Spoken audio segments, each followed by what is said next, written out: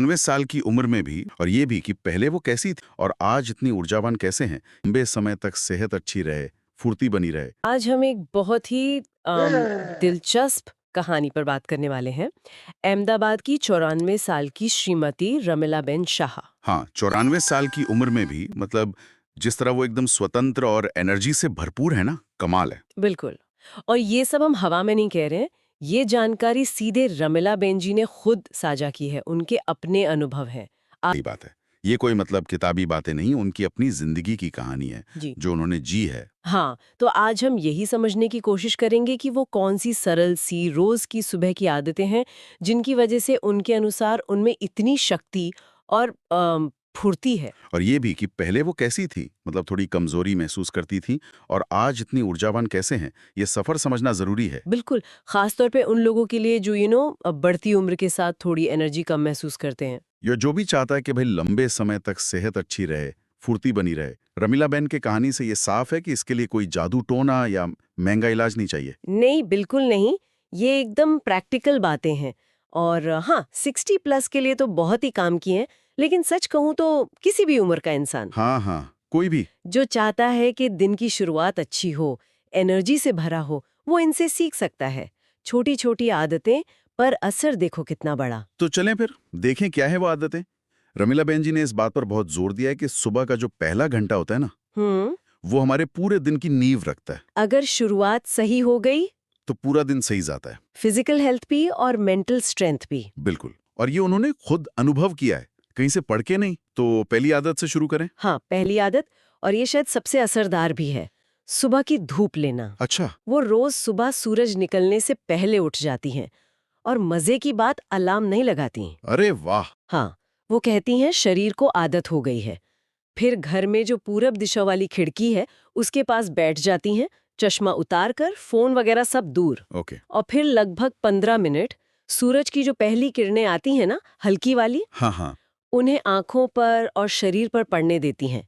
और साथ में शांति से बैठकर धीरे धीरे एक ग्लास गुनगुना पानी पीती हैं। सुनने में कितना सरल लग रहा है। है ना? लेकिन रमिलाबेन मानती हैं कि इसी एक आदत ने उनके शरीर की जो अंदरूनी घड़ी है, वो क्या कहते हैं? Body clock, circadian rhythm. हाँ हाँ, सर्केडियन रिदम, उसे जैसे रीसेट कर दिया। क्या ये वाकई इतना पावरफुल हो सकता है? बिल्कुल। देखिए, सुबह की पहली धूप, खासकर जब वो बिना किसी रुकावट के, मतलब चश्मे या खिड़की के शीशे के बिना, सीधे आंखों के रेटिना पर पड़ती है, हम्म। तो वो हमारे दिमाग को एक बहुत स्ट्रांग सिग्नल भेजती है कि भाई दिन शुरू हो गया है। अच्छा। इससे शरीर के हार्मोन्स रेगुलेट होते हैं, जैसे मेलाटोनिन जो नींद लाता है वो कम होता है, और कॉर्टिसोल जो जगाता है वो बढ़ता है। ओके। रमीलाबेन के केस में तो नतीजे जबरदस्त थे। उनकी नींद इतनी सुधर गई, पहले रात में 4-5 बार उठ जाती थीं, हाँ, उन्होंने बताया था। और अब 7-8 घंटे लगातार गहरी नींद। और दिन में जो झपकी लेती थी वो भी बंद। ये तो कमाल है।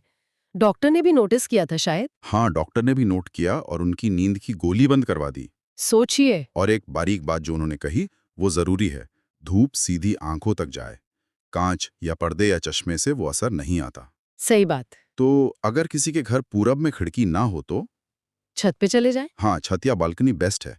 और अगर वो भी ना हो पाए तो तो आजकल वो लाइट थेरेपी लैंप आते हैं अच्छी क्वालिटी के, वो भी कुछ हद तक वैसा ही काम करते हैं। अच्छा, तो मतलब सिर्फ 10-15 मिनट रोज सुबह और पूरी बॉडी क्लॉक सेट।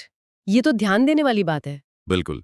अब आते हैं दूसरी आदत पर। हम्म। ये तन से ज्यादा मन की बात है, आभार जताना। हाँ, ग्रैटिट्यूड। धूप लेने के ठीक बाद वो वहीं कुर्सी पर बैठ के एक छोटी सी कॉपी निकालती हैं हम्म। और रोज बस 3 चीजें लिखती हैं जिनके लिए वो उस दिन शुक्रगुजार है। कोई बहुत बड़ी बातें नहीं, छोटी छोटी, दिल से निकली हुई। उन्होंने एक उदाहरण भी दिया था, बड़ा प्यारा सा, हाँ, बताइए ना। कि एक दिन लिखा, मैं उस पल के लिए आभारी हूं जब मेरे पोते ने वीडियो कॉल पर हंसते हुए कहा कि दादी आप तो मुझसे भी ज्यादा तेज हो। कितना मासूम। हाँ, वो कहती हैं उस हंसी को, बच्चे की आंखों की चमक को याद करके ही मन खुश हो गया। सही है। पहली बार में शायद लगे कि भाई लिखने से क्या होगा, लेकिन रमीलाबेन कहती हैं कि इस आदत ने धीरे धीरे उनका पूरा नजरिया बदल दिया। कैसे?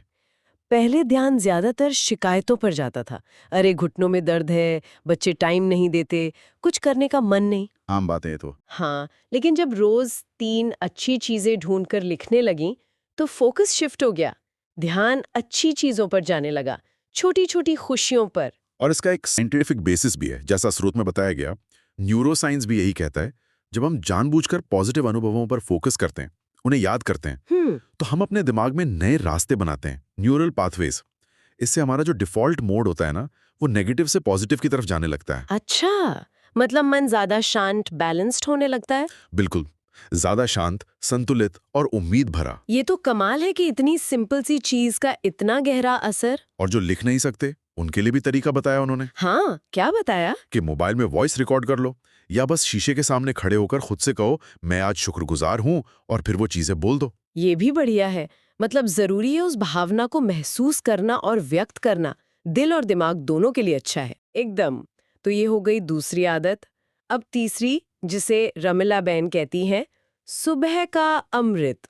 अमृत, वाह, ये क्या है? सही तरीके से पानी पीना, मॉर्निंग हाइड्रेशन। अच्छा, पानी। हाँ, पर ये भी उनकी एक बहुत सिंपल लेकिन पावरफुल आदत है।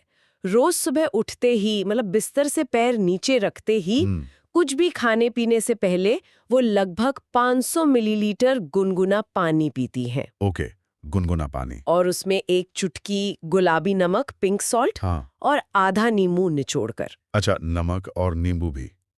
इसका क्या कारण है? देखिए, रात भर हम सोते हैं, 7-8 घंटे पानी नहीं पीते, पर शरीर तो काम करता रहता है, सांस लेने में, पसीने में पानी निकलता रहता है। सही बात है। तो सुबह हम असल में हल्के डिहाइड्रेटेड होते हैं। ये गुनगुना पानी उस कमी को तुरंत पूरा करता है। शरीर इसे आसानी से अब्सॉर्ब कर लेता है। और नमक और नींबू का क्या रोल है? और गुलाबी नमक में जरूरी मिनरल्स और इलेक्ट्रोलाइट्स होते हैं, जो रात भर में कम हो जाते हैं। ये सेल्स तक पानी पहुंचाने और नर्व फंक्शन के लिए जरूरी है। ओके। और नींबू, विटामिन सी तो है ही, साथ में वो पाचन को धीरे से जगाता है और बॉडी को एल्कलाइन बनाने में भी मदद करता है। तो ये सिर्फ प्यास बुझाना नहीं है, बल्कि शरीर की हर कोशिका को सींचना है, उन्हें जगाना है। बिल्कुल, दिन के लिए तैयार करना। ये समझना तो बहुत दिलचस्प है। रमीला बेन ने खुद बताया कि इस आदत के बाद उनके जोड़ों की जकड़न कम हुई, अच्छा। पाचन ठीक रहने लगा, और सबसे बड़ा फर्क एनर्जी लेवल पर आया। कहती है पहले कॉफी पीकर भी सुस्ती रहती थी, अब ये पानी ही ताजगी दे देता है। ये हुई ना बात। और कुछ लोगों को लगता होगा कि सुबह इतना पानी पिएंगे तो बार बार बाथरूम जाना पड़ेगा। हाँ, उन्हें भी लगा था शुरू में, लेकिन कहती है कुछ ही दिन में बॉडी एडजस्ट कर लेती है। शायद इसका मतलब यही है कि हम पहले शरीर को जरूरत भर पानी दे ही नहीं रहे थे। हो सकता है। तो फिर से जोर देना होगा कि कब और कैसे पीना है। उठते ही खाली पेट, ठंडा नहीं, गुनगुना। ये जैसे उनके दिन के हेल्थ की फाउंडेशन है। सही कहा। और उनका दिन भर का नियम भी था शायद पानी का। हाँ, कि हर घंटे कम से कम 2 घूंट पानी जरूर पीना।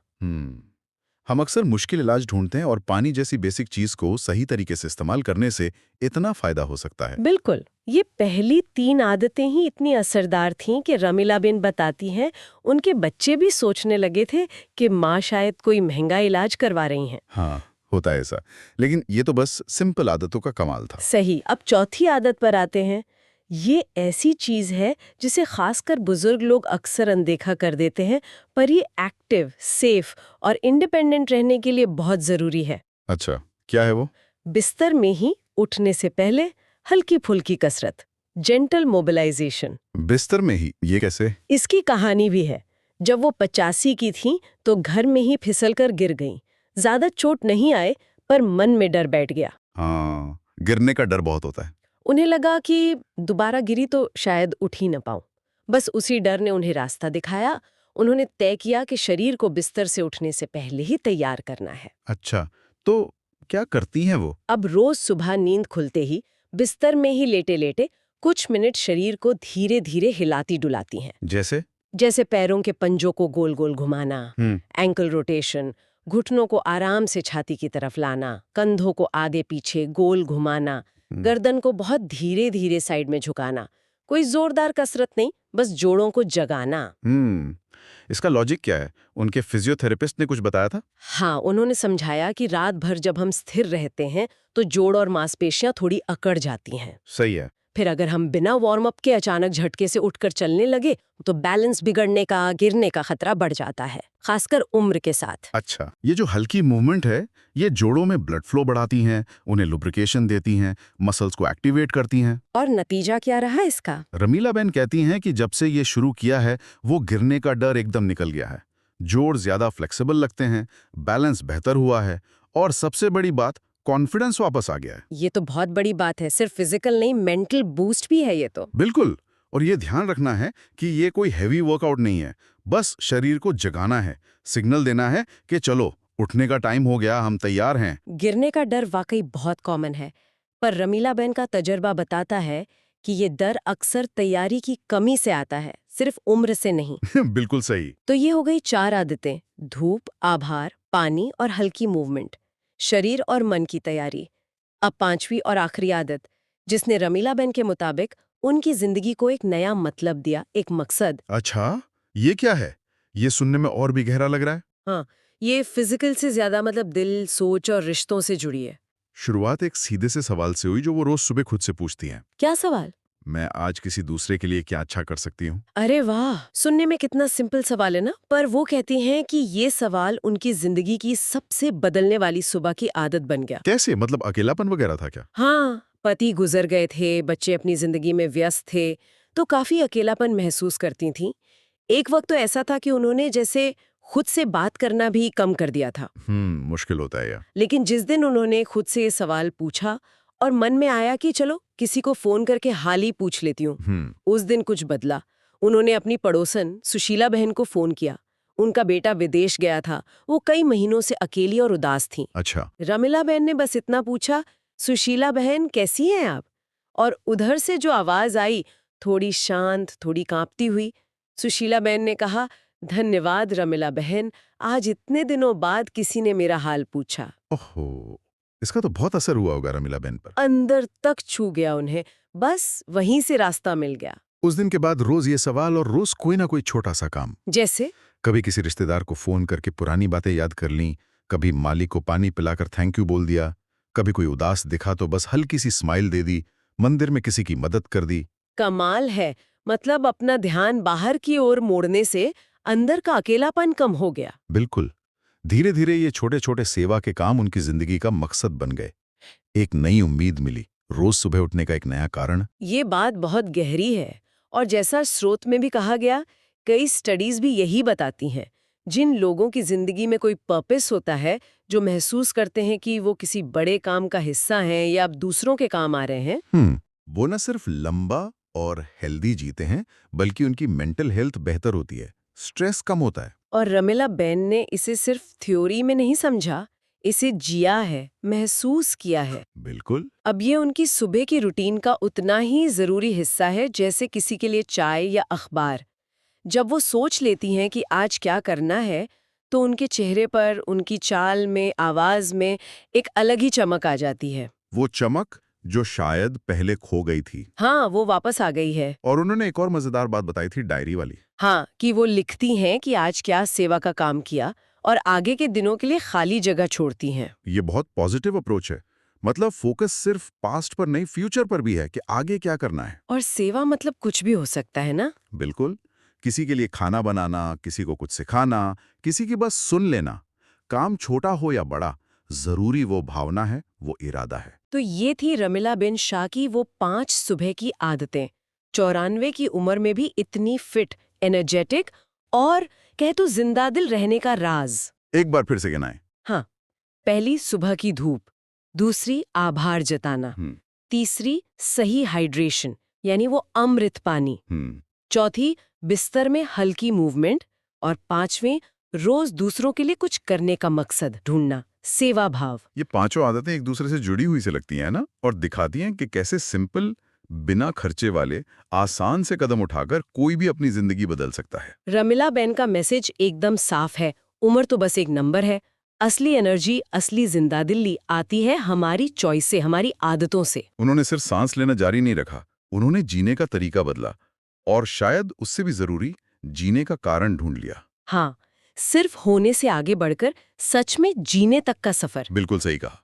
और सबसे अच्छी बात यह है कि ये सफर किसी भी उम्र में शुरू हो सकता है। रमीलाबेन भी तो यही कहती हैं कि आज से शुरू करो, चाहे अभी एनर्जी लेवल कैसा भी हो, मन कैसा भी हो, छोटी शुरुआत करो पर लगातार करो।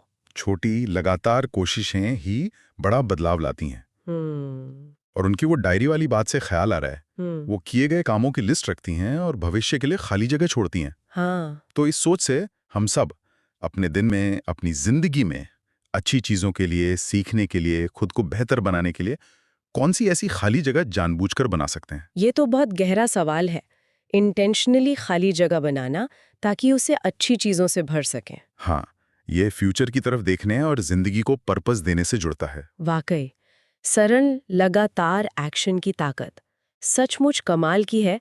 रमीलाबेन शाह की कहानी हमें यही सिखाती है।